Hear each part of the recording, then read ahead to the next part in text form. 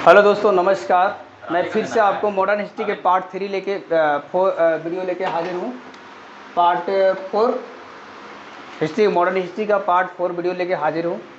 तो आपका Ranjan study point और प्रैक्टिस किट तथा अनोखा स्टडी चैनल पे आपका फिर से स्वागत है। दोस्तों, आज हम बताने जा रहे हैं उत्तर मुग़ल काल। उत्तर मुग़ल काल मतलब जब औरंगज़ेब के मरने के बाद क्या स्थिति थी मुग़ल की, और वो धीरे धीरे पतन की ओर जाते रहे और अंग्रेज़ जो है अपना अपना अधिकार जमाते रहें और पैर पसारते रहे। इस तरह से आपको देखना है कि औरंगज़ेब जो मरने के बाद मुग़ल की क्या स्थिति थी। इसको हम कहते हैं मुग़ल काल का पतन। मुग़ल काल का पतन कैसे हुआ था दोस्तों, आज हम चलते हैं, समझते हैं। दोस्तों, उत्तर मुग़ल काल में औरंगज़ेब जो था 1707 ईस्वी में मर जाता है। 1707 में इसकी मृत्यु हो जाती है और इसकी मृत्यु के बाद इस औरंगज़ेब तो दोस्तों, औरंगज़ेब की मृत्यु के बाद क्या हुआ था कि मुग़ल साम्राज्य में कोई भी अच्छा बढ़िया शासक नहीं था जो राज साम्राज्य को अच्छा संभाल सकता था। कोई मजबूत शासक नहीं था। इसलिए एक एक करके जो भी उनके वंश में आते गए वो अंग्रेज़ों के द्वारा उनके अधीन होते गए और पेंशन भोगी बनते गए। दोस्तों, इस तरह से अंग्रेज़ ने क्या किया कि एक एक करके, जैसे बहादुर शाह जफर दूसरी आए और इनको 1707 से 1712 के ईस्वी में रहते हैं, 1712 ईस्वी तक रहे और इन्होंने साहेब बेखबर के नाम से प्रसिद्ध थे। इनका नाम क्या था? साहेब बेखबर।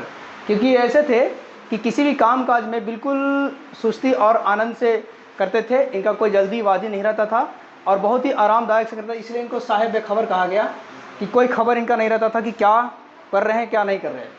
दोस्तों, फ्रक्सियर तीसरा शासक ऐसा था, पहला, दूसरा, तीसरा। फ्रक्सियर 1713 से 1719 के बीच में रहता है और ये दोस्तों इसको लंपट मूर्ख के रूप से जाना जाता है, क्योंकि यही फ्रक्सियर है जो अंग्रेज़ों को मैग्ना कार्टा दिया था। अंग्रेज़ों को मैग्ना कार्टा दिया था, यानी कि इनको व्यापार करने का अधिकार दिया था। व्यापार करने का अधिकार दिया। और पिछली वीडियो में दोस्तों हमने बता रखा है कि हमने ये बताया था कि फ्रक्सियर जो है पूरा मुंबई में अंग्रेज़ों को अपनी सिक्का चलाने के लिए अलाउ किया था, अपनी सिक्का चलाने के लिए अधिकार दिया था। दोस्तों, इसके बाद छोटे छोटे दो शासक आते हैं जो एक ही तरह आए थे और उनकी मृत्यु हो जाती है 1719 में। रफ़ी उद दरजात और रफ़ी उद दौला, ये दो ऐसे शासक थे जो कुछ बीमारियों की वजह से बहुत कम समय के लिए आते हैं और ये इनकी मृत्यु हो जाती है। तीसरा ये आते हैं शासक जो मोहम्मद शाह, इनको रंगीला बादशाह के नाम से जाना जाता है। दोस्तों, मोहम्मद शाह को रंगीला बादशाह कहा जाता है। और इन्हीं के समय में 1739 में ईरान के शासक नेपोलियन, 1739 में ईरान के शासक नेपोलियन ने क्या किया था, यहाँ पे अटैक किया था। और यहाँ रंगीला बादशाह को यहाँ पे कहा जाता है कि दिल्ली के बहुत सारे धन दौलत लूट के वो लेके चला गया था।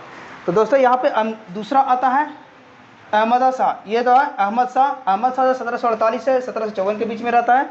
और आलमगीर द्वितीय, इनका नाम क्या था? आलमगीर द्वितीय 1754 से 58 के बीच में रहता है। और इन्हीं के शासनकाल में 1757 में प्लासी का युद्ध होता है। दोस्तों, आपको परिचय होगा इतिहास में प्लासी का युद्ध। आप जब बंगाल पढ़ेंगे तो उसमें और अच्छे से हम बताएंगे। प्लासी के युद्ध इसमें हुआ था तो 1757 में। दोस्तों, 1754 से 58 के बीच में 1757 आता है। तो अगर ऐसा प्रश्न पूछता है कि किस मुग़ल शासक के अधीन, किस मुग़ल शासन के शासनकाल में प्लासी का युद्ध हुआ था, तो इस समय दोस्तों हम क्या बताएंगे? आलमगीर द्वितीय। ठीक है दोस्तों। नेक्स्ट, शाह आलम द्वितीय जो था 1759 से 1860 के बीच में रहता है।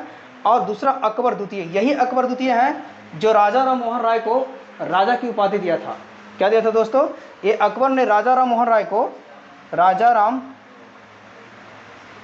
राय को अकबर के राजा की उपाधि दिया था, राजा की उपाधि दिया। दोस्तों, ये सवाल बहुत बार पूछा हुआ है, इसलिए आप लोग ध्यान से सुने। उपाधि दिया, तो यहाँ से सवाल बहुत इंपॉर्टेंट बनता है कि अकबर द्वितीय ने, ऐसा कौन मुग़ल शासक है जिसने राजा राम मोहन को राजा की उपाधि दिया था? अकबर द्वितीय ने। और यहाँ दोस्तों लास्ट जो शासक था जिनका नाम क्या था? बहादुर शाह जफर द्वितीय। जफर का मतलब होता है जो शायर करने वाला, ये फारसी भाषा वर्ड है जफर। और यही बहादुर शाह द्वितीय हैं जिन्होंने हमारे 1857 की क्रांति में सबसे अंतिम भागीदार जो इन्हें बना था। दिल्ली पे जब अटैक किया था हमारे जो क्रांतिकारियों ने, तो यहाँ पर आलमगीर शाह आलम द्वितीय ने क्या किया था, उसका नेतृत्व किया था, अंग्रेज़ों को विरुद्ध किया था। और 1837 से 1857 के बीच में रहते हैं। इसी में दोस्तों 1857 की क्रांति होती है, 1857 की क्रांति होती है।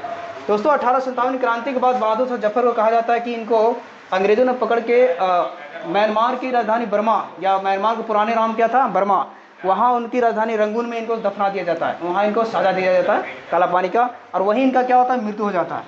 ठीक है दोस्तों, तो मुझे लगता है कि आप यहाँ तक के कुछ बातें समझे होंगे और यह आपके एग्ज़ाम के पॉइंट ऑफ व्यू से बहुत ही इंपॉर्टेंट है। दोस्तों नेक्स्ट वीडियो हम लेके आएंगे, इसके बाद की जो वीडियो है, इसके बाद की वीडियो में हम बताएंगे आपको, और उसके बाद की वीडियो में हम बंगाल पढ़ेंगे, बंगाल के बारे में पढ़ेंगे कि वहाँ पे अंग्रेज़ों ने किस तरह से कलकत्ता को और उसको कब्जा किया। तो दोस्तों मुझे उम्मीद है कि आप ये इसको समझे होंगे, और ये वीडियो पूरा देखिए, शुरू से अंत तक देखिए, और मैं दोबारा वीडियो लेके आऊँगा। और चैनल को सब्सक्राइब और लाइक करना ना भूलें, कमेंट करना ना भूलें। जो भी मुझसे गलती होता है दोस्तों कमेंट जरूर करें ताकि उसको हम सुधार करें। दोस्तों जय हिंद, जय भारत।